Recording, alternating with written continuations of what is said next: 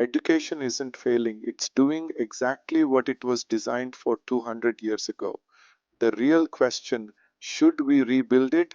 Hi, I'm Srinesh, and today we are going back to the blueprint of our education system.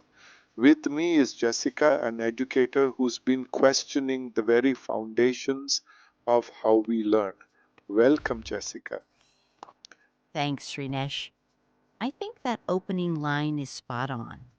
People keep saying the system is broken, but the truth is, it was never designed for what we need today.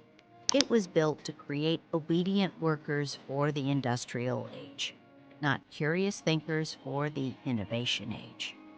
Exactly.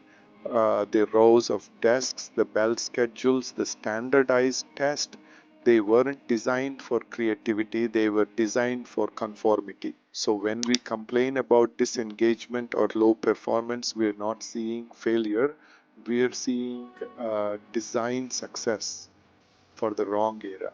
Yes, the system does what it was meant to do, but society has moved on.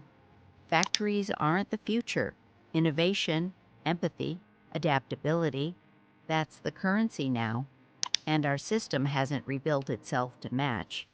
I remember visiting a school where the principal proudly said, our students never question teachers. At first, it sounded like discipline, but then it hit me. That's not education, that's obedience training. If the system could talk, it would probably say, I was built through silence curiosity. Exactly. And neuroscience tells us curiosity is the engine of memory and learning. By suppressing it, we're literally teaching students not to think deeply. That's why half the classroom zones out.